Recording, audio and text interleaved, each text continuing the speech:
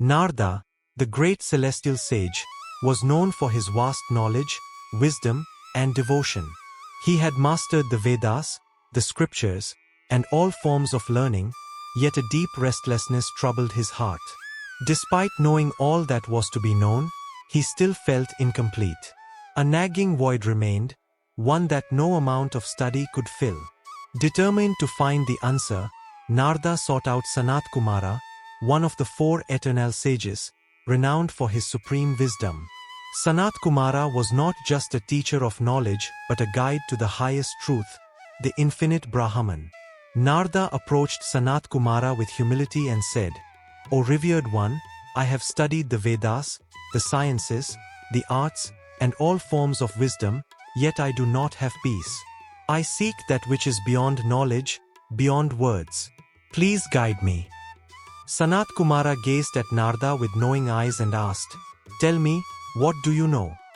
Narada replied, "I know the four Vedas, the epics, the scriptures of law, grammar, mathematics, music, logic, and all other disciplines. I understand the power of mantras and the laws that govern the universe. Yet, despite all this knowledge, I still feel bound. I do not know the self. I do not know Brahman. I feel limited. O Master, teach me how to transcend these limitations."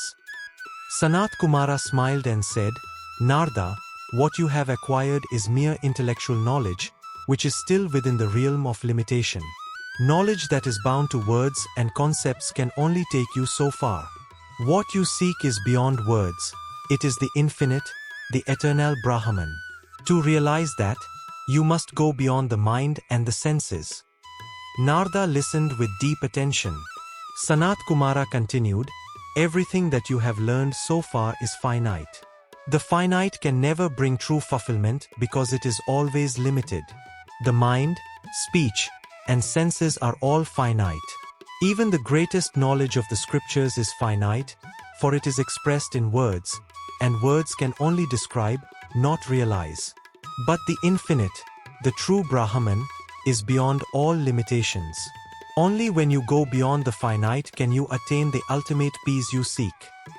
Narada, eager to understand, asked, "How can I transcend the finite and realize the infinite?"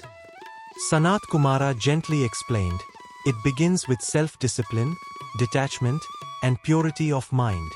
But most importantly, it requires love, unconditional love for the truth. Love is the bridge between the finite and the infinite. When you truly love Brahman, when your entire being is devoted to realizing the Supreme, you go beyond the boundaries of knowledge and experience unity with the Absolute."